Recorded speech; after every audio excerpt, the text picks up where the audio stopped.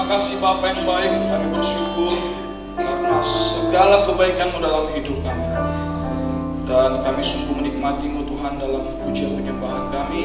Dan sebentar Tuhan kami mau mendengar firman-Mu, berbicara melalui firman-Mu Tuhan.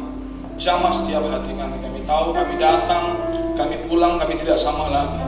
Yang berbeban berat dipulihkan, yang sakit disembuhkan, yang khawatir Tuhan buat damai sejahtera yang luar biasa. Karena firman Tuhan adalah segala-galanya dalam hidup. Terima kasih Bapak, kami bersyukur, kami siap mendengar firman Tuhan. Setiap kita yang siap mendengar firman Tuhan, sama-sama kita katakan amin. Silakan duduk. Haleluya. Terima kasih buat tim praise and worship. Saya sungguh diberkati. Haleluya. Bukan karena istri saya, ya. Nanti udah diancam istrinya itu enggak ya. Memang saya diberkati. Luar biasa mengingatkan bahwa Tuhan sungguh mengasihi kita. Haleluya. Hari ini saya akan melanjutkan lagi seri saya bicara tentang mujizat Tuhan. 7 mujizat Tuhan Yesus yang tercatat di kitab Yohanes. Hari ini kita buka dari kitab Yohanes pasal yang ke-11. Saya percaya kisah ini akan memberkati saya dan saudara. Kita buka Yohanes 11 ayat pertama. Ada seorang yang sedang sakit namanya Lazarus. Ia tinggal di Betania, kampung Maria dan adiknya Marta. Selanjutnya, Maria ialah perempuan yang pernah meminyaki kaki Tuhan dengan minyak mur dan menyekanya dengan rambutnya. Dan Lazarus yang sakit itu adalah saudaranya. Kedua perempuan itu mengirim kabar kepada Yesus, Tuhan, dia yang Engkau kasihi sakit. Ketika Yesus mendengar kabar itu, ia berkata, penyakit itu tidak akan membawa kematian, tetapi akan menyatakan kemuliaan Allah. Sebab oleh penyakit itu, Anak Allah akan dimuliakan. Ayat 5. Yesus memang, kita baca sama-sama bagian ini. 1, 2, 3 ya. Yesus memang mengasihi Marta dan kakaknya dan Lazarus. Ayat 6, ini yang agak bingung saya. Namun setelah didengarnya bahwa Lazarus sakit, ia sengaja tinggal berapa hari lagi? 2 hari lagi di tempat di mana ia berada.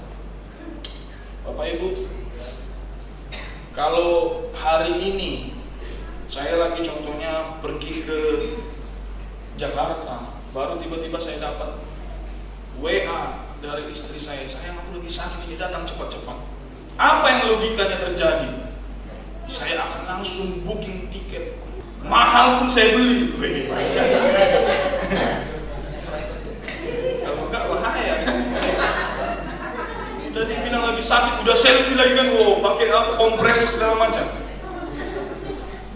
Pasti yang saya lakukan yang pertama kali adalah langsung saya cek Traveloka. Oh, bukan iklan ya, bukan ambasador, brand ambasador.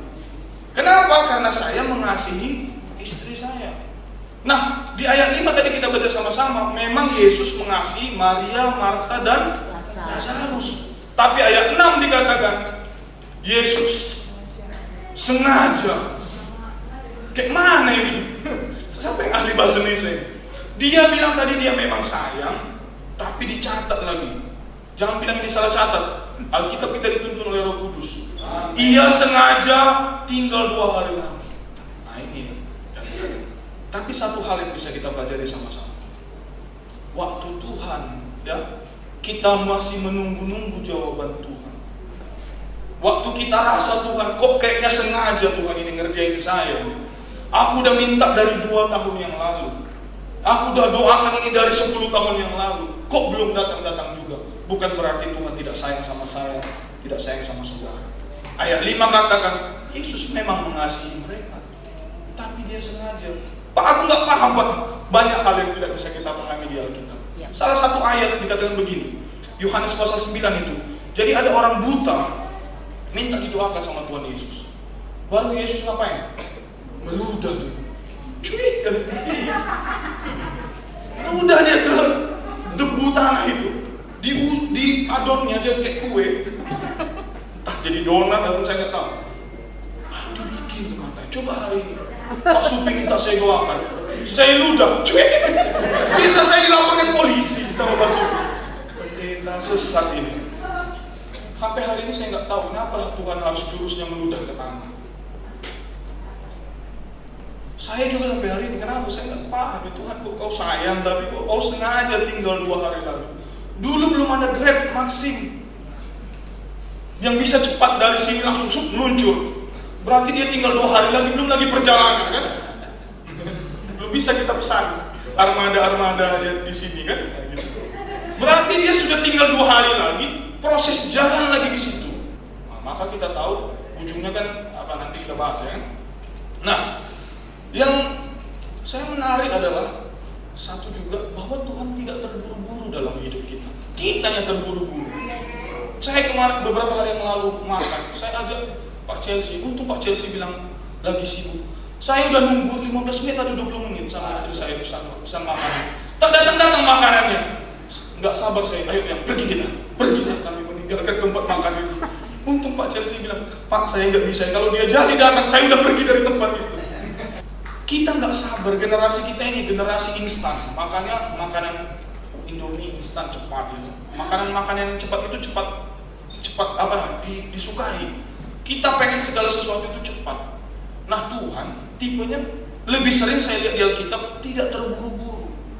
Memang kita suka dengar kesaksian, saya doakan seminggu yang lalu Tuhan langsung jawab. Memang itu dahsyat. Kesaksian tentang air menjadi anggur itu dahsyat. Tapi kesaksian kalau prosesnya lama, ini kayaknya kita nggak terlalu sukai. Kisah tentang Yusuf 13 tahun kata Pak Gembala Yusuf kan, 17 tahun dia dapat mimpi, 30 tahun dia jadi Perdana Menteri. Alamak, 13 tahun Pak, saya nggak tahan. Kisah Daud menantikan 13 tahun, umur 17 tahun dia diurapi, dia jadi raja umur 30 tahun. Wah saya nggak sanggup Pak. Kita dengar lagi, wah banyak sekali kisah-kisah di Alkitab yang tidak langsung segera Tuhan, ya kan, genapi gitu loh. Tapi itu tadi kembali lagi bahwa ayat 5 bukan berarti Tuhan tidak sayang. Jangan pertanyakan kasih sayang Tuhan berdasarkan apa yang ada terjadi di sekitar saudara. Kita lanjut, kita lompat ayat yang ke-13 atau 12? 12 coba. Oh ayat 10. Oke 11, nah ini dia. Yesus ya, ia berkata kepada mereka, Lazarus saudara kita telah tertidur, tetapi aku pergi ke sana untuk membangunkan dia dari tidurnya. Ayat 12. Maka kata murid-muridnya kepadanya, Tuhan, jikalau ia tertidur, ia akan sembuh. Jadi Tuhan selalu bilang dia tertidur. Jadi muridnya berpikir tidur yang sebenarnya, ya udah kalau dia tidur pasti dia akan bangun kan, dia akan sembuh. Ayat 13. Tetapi maksud Yesus ialah tertidur dalam arti apa? Mati. Sedangkan sangka mereka Yesus berkata tentang tertidur dalam arti biasa. Kabar tentang sakitnya Lazarus Tuhan dengar, datang pesan itu. Ada orang datang, Tuhan Yesus, guru, Lazarus sedang sakit. Tapi kabar kematiannya tak ada yang ngabarin loh. Dia tahu Lazarus sudah mati. Waktu mereka dalam perjalanan, dia tahu Lazarus sudah mati. Poin saya pertama hari ini, Tuhan tahu. Tuhan tidak perlu kita kasih tahu masalah kita. Tuhan tahu masalah kita. Maka saya ingat khotbah gembala Pak Johannes waktu itu, sungguh sangat memberkati saya. Dia bilang begini, dari Filipi 4 ayat 6, dikatakan, janganlah hendaknya kamu khawatir tentang apapun juga, tetapi nyatakanlah segala keinginanmu, bukan segala masalahmu. Tuhan tahu masalah kita. Jangan bilang Tuhan kayaknya nggak tahu ini, kayaknya dia belum online ini, dia lihat statusku ini. Enggak. Makanya kita suka lihat status, karena kita pikir Tuhan lihat status. Udah di-read belum statusku? Kan itu bisa kita sin by. Udah 72 orang, mana ini? Gebetanku kok belum lihat? Tuhan nggak begitu, dia tahu. Dia tahu bahwa Lazarus sudah mati, tapi itu pun dia tidak terburu-buru, santai aja. Karena apa? Dia juga tahu apa yang akan dia kerjakan. Dia tahu masalah kita, dan dia tahu juga apa yang akan dia kerjakan dalam hidup kita. Saya bisa kasih ilustrasi. Ada mungkin teman yang sangat baik, dia bisa menolong kita, tapi dia nggak tahu masalah kita kan? Jadi dia nggak tolong. Tapi kabar baiknya Tuhan tahu. Dia tahu masalah kita, dia tahu kendala kita, dia tahu pergumulan kita. Jadi jangan khawatir. Selanjutnya 15.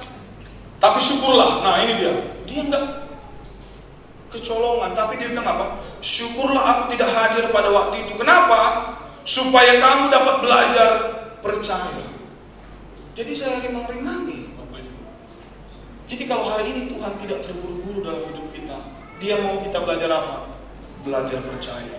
Baru dia bilang apa? Sudah dia tahu mati, marilah kita pergi sekarang kepadanya. Setelah dia tahu Lazarus mati, ayo kita berangkat. Selanjutnya, oke, udah ini, lompat ke 27. Kita berusaha cepat, tapi walaupun saya nggak berjanji cepat ya.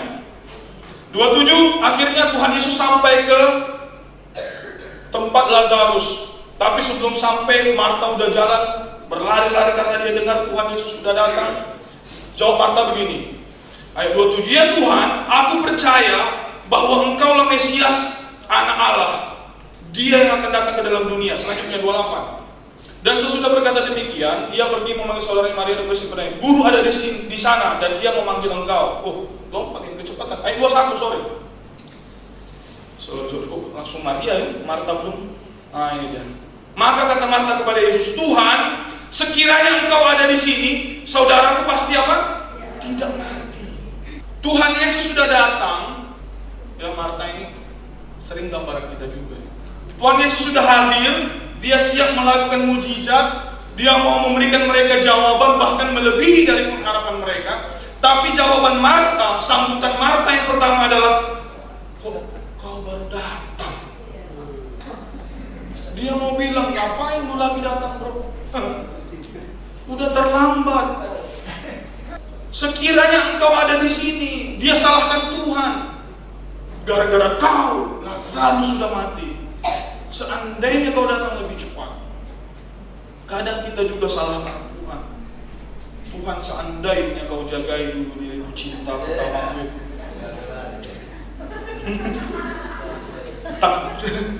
tak begini nasibku Tuhan. Padahal dia dulu tentara, masa depannya cerah. Seandainya dulu waktu sekolah Tuhan jagain aku nggak bandel, nggak begini nasibku.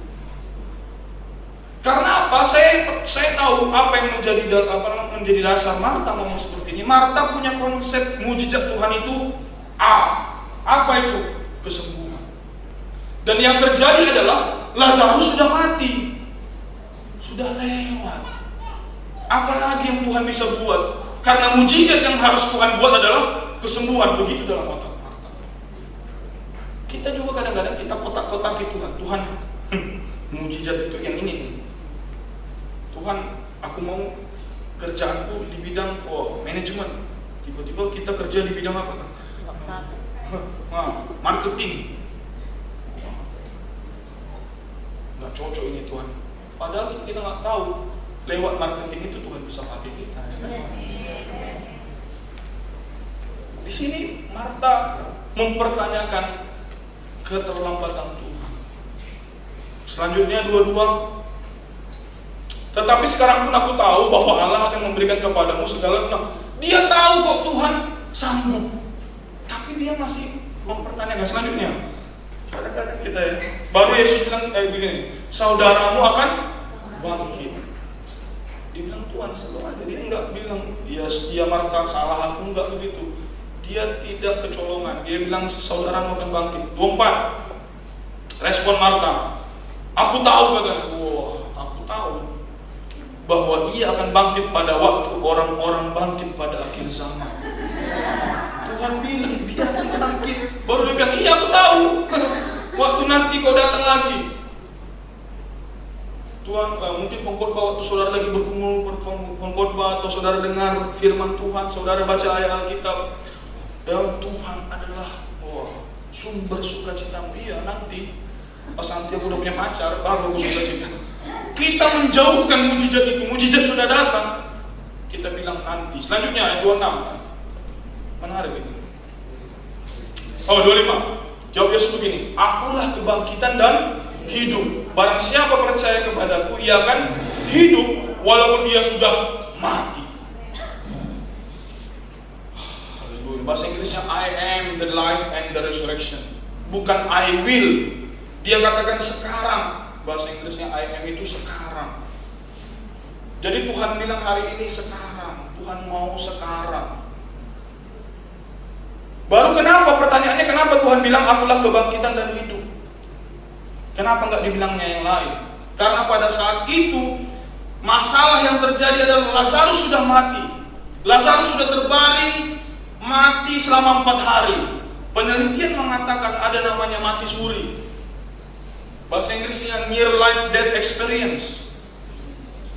Ada orang yang bisa sebelum 4 hari dia mati, kondisinya sudah mati tapi dia bisa bangkit lagi. Tapi itu bukan mujizat. Itu ada namanya medical ya, secara dalam ilmu kesehatan. Tapi Tuhan datang sengaja sudah 4 hari. Lazarus mati biar nanti yang ahli-ahli profesor seperti Pak Meltari yang sudah hilang rambutnya karena berpikir, enggak bilang, itu kebetulan aja.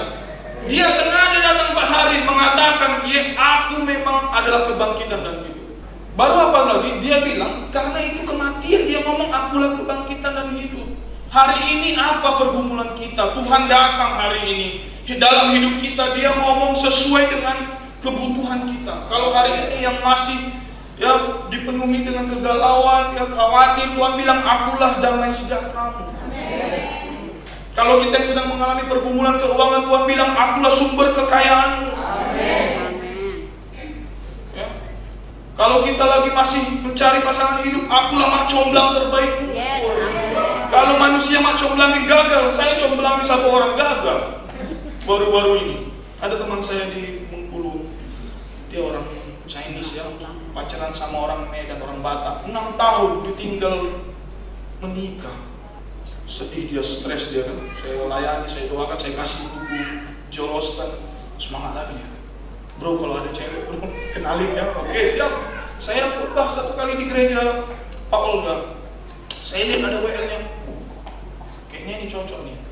Karena mereka sama-sama WL, sama-sama pelayanan. Baru udah teman saya ini udah suka sama orang Batak.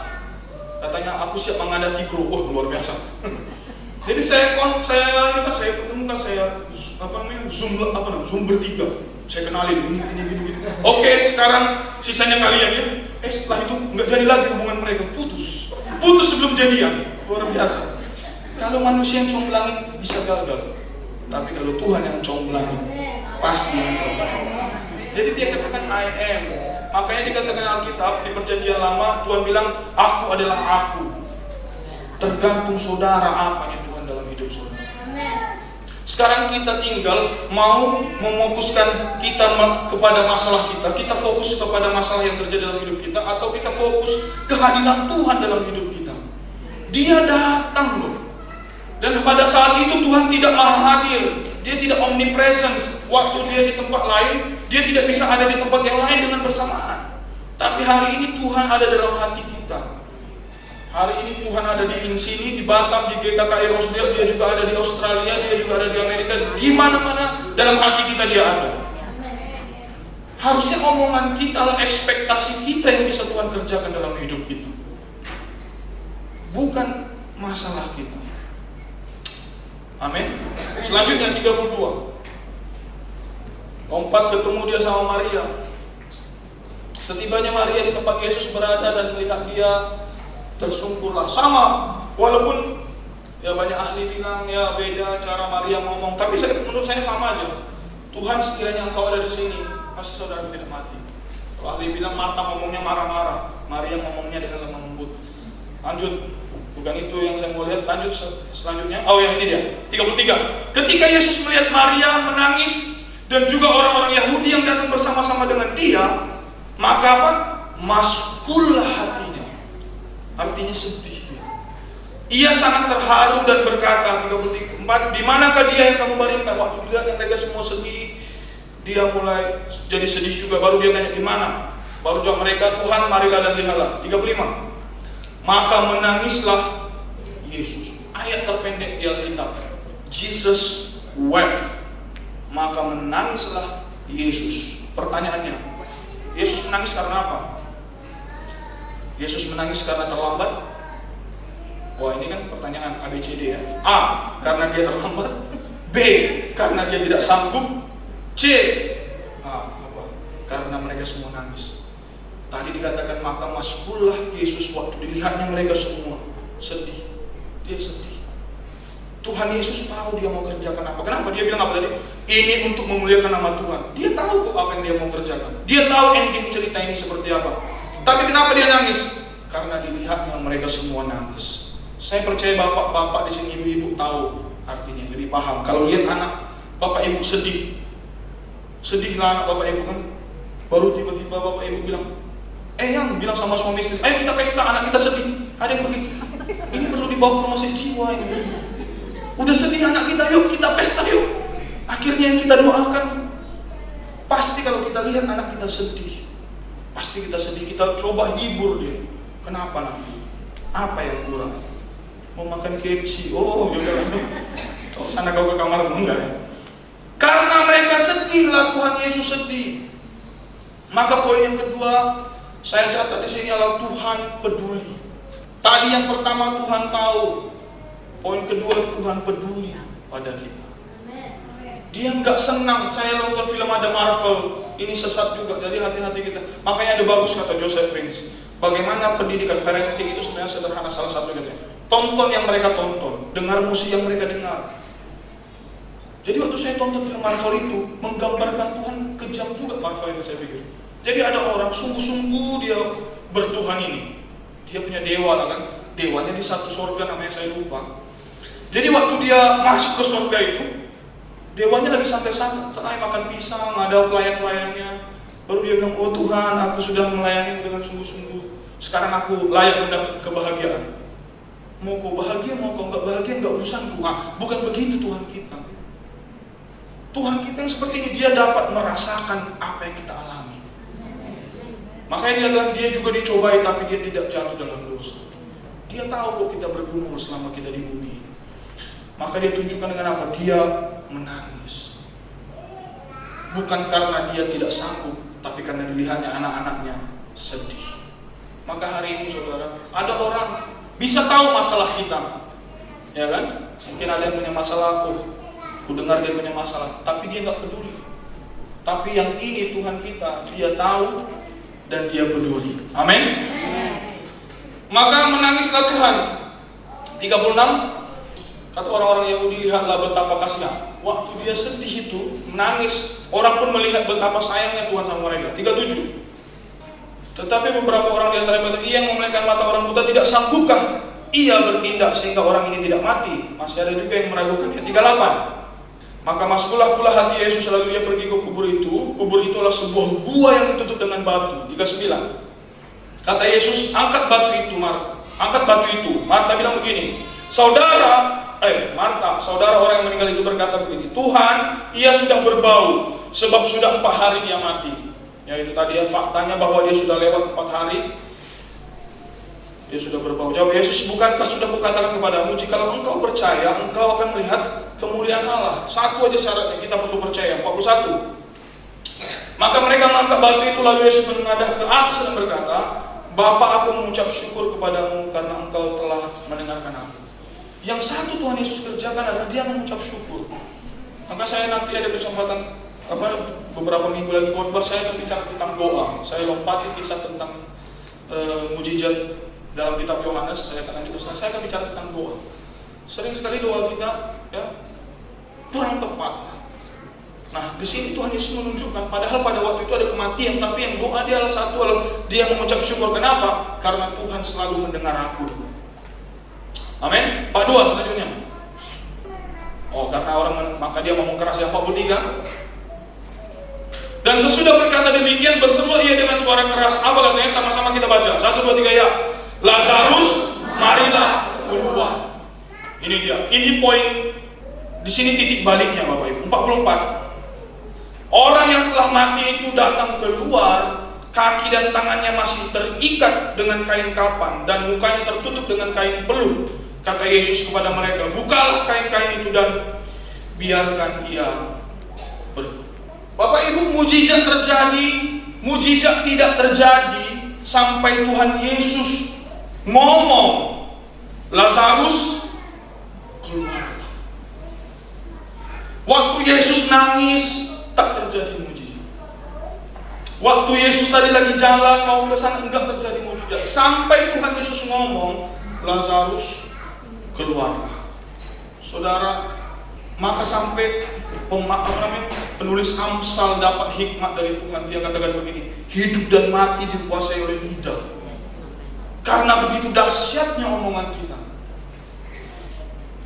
Tak terjadi mukjizat sampai Tuhan Yesus ngomong. Hari ini dikatakan firman itu dekat di mulutmu. Tahu nggak saudara, itu dahsyat banget kekuatan ngomongnya. 3 juta orang Israel tidak masuk ke dalam tanah perjanjian hanya karena mereka salah ngomong. Mereka bilang apa? Lebih baik kami mati di tanah Mesir. Dan mereka betul mati, tak sampai ke tanah perjanjian. Ngerinya ngomong itu Tuhan harus buat bisu. Ya, siapa namanya itu? Si Zakaria. Waktu Tuhan bilang, kau doamu sudah dijawab Tuhan, malaikat bilang, kau istrimu akan punya anak, hamil, dan kalian akan punya anak. Dia bingung karena dia sudah tua, istrinya sudah tua, dia bilang nggak mungkin. Kalau dibiarkan Tuhan, dia masih ngomong bisa jadi anaknya keguguran. Karena begitu dahsyatnya omongannya. Waktu orang Israel kelilingi tembok Jericho, tuh Yosua sudah belajar betapa ngerinya omongan. Waktu dilihatnya bangsa Israel harus gagal di padang gurun, dia bilang, jangan satupun kalian yang ngomong waktu kita kelilingi tembok Jericho ini. Kenapa? Waktu mereka hari pertama keliling, tidak ada satu batu pun yang jatuh. Hari kedua tidak ada terjadi, nggak ada yang mati tentara di dalam. Hari ketiga sampai hari ketujuh, tak ada satupun yang terjadi. Kalau mereka ngomong, mereka pasti bilang, udah bahaya kita ini. Kayaknya kita dijebak Tuhan ini. Kayaknya kita mati aja lagi di sana di Mesir. Untungnya mereka tak ngomong. Sampai mereka tiup trompet dan runtuh tembok diri. Begitulah dahsyatnya omongan kita ini, Bapak Ibu. Maka hari ini yang harusnya kita omongkan seperti Tuhan Yesus tadi, doa itu nggak perlu panjang-panjang. Saya perhatikan di Alkitab, doa itu sering malah pendek. Tolong katanya, Tuhan tolong. Petrus sudah bilang doa Bapa kami dia. Sempat dia bilang Bapa kami yang di surga, udah.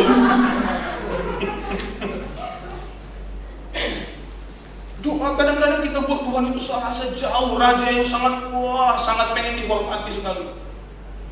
Tuhan Yesus hanya bilang Tuhan itu sekali waktu dia di kayu salib, waktu Tuhan menolehkan wajahnya. Sisanya dia ngomong apa? Bapa. Harusnya kita belajar, Tuhan itu senang kita panggil dia Bapa. Oh, Allah yang perkasa, yang dahsyat, kita bilang semua, kecuali kita bilang dia Bapa. Pak Supri ini pengusaha sukses, ya kan, ketua RT, penggagas kakak, tapi tiba-tiba anaknya bilang, oh penggagas kakak yang mulia, pengusaha yang sukses, ketua RT. Pak Supri bisa, astagfirullah, sadar aku. Insaf. Bisa ditelepon Pak Supri, saya Pak Nando tolong doakan anak saya. Si Kiera udah lain. Justru dengan dia bilang, Bapak, Pak udah habis pensil gue. Oh pensil aja, saya lapor mamaku. Artinya begitulah Tuhan pengen sama kita. Kita buat Tuhan kadang-kadang lebih jahat dari Bapak kita. Ya, jadi ngomongkan, bukan masalahmu. Tuhan Yesus nggak bilang Tuhan udah mati Lazarus, enggak. Dia bilang Lazarus, dia ngomong sama yang mati itu, keluarlah. Untung Tuhan bilang Lazarus keluarlah. Kalau sempat dibilang, hei kau yang di dalam keluarlah, maka semua mayat itu keluar. Makanya Tuhan dikasih hikmat. Kalau nggak terjadi kebangkitan zombie di situ. Keluar dia, bayangkan ya, ini menarik, 4 hari. Berarti terjadi pemulihan semua itu organ-organ tubuhnya. Maka saya percaya bagi teman-teman ini sakit, ya, yang mengalami apapun itu dalam tubuh kita, kita omongkanlah kesembuhan. Bisa buat ini pasti sudah rusak semua. Saya nggak tahu diperbaiki atau diganti. Yang pasti dia keluar. Dikatakan tangannya masih terikat, matanya masih tertutup, kuburannya kuburan batu. Saya lihat itu pintunya kecil, mungkin udah terantuk dia keluar. Ya kan, gini-gini. Udah benjol mungkin dia sedikit. Makanya Tuhan Yesus bilang, ya buka langsung. Dan dari poin ini saya lihat Tuhan sanggup. Yang pertama, Tuhan tahu, Dia peduli, Dia sanggup. Tuhan lihat di kisah ini, saya lihat Tuhan sengaja tarik dia sampai titik di mana orang bilang sudah selesai ini, sudah nggak mungkin lagi. Inilah ujung daripada kehidupan, yaitu apa? Kematian. Tapi di situ pun dia berdiri, dia mau katakan, aku lebih berkuasa daripada kematian. Apalagi yang mustahil bagi Tuhan. Ada di Alkitab Perjanjian Lama Elisa atau Elia ya, yang Elisa, dia membangkitkan ada anak orang yang mati. Banyak kali gayanya, Bapak Ibu. Kenapa? Karena dia hanya seorang nabi. Dia harus berdoa dulu, baru dia baringkan tubuhnya ke mayat itu. Setelah dia lama-lama baru bangkit. Tuhan Yesus nggak perlu gaya-gaya begitu.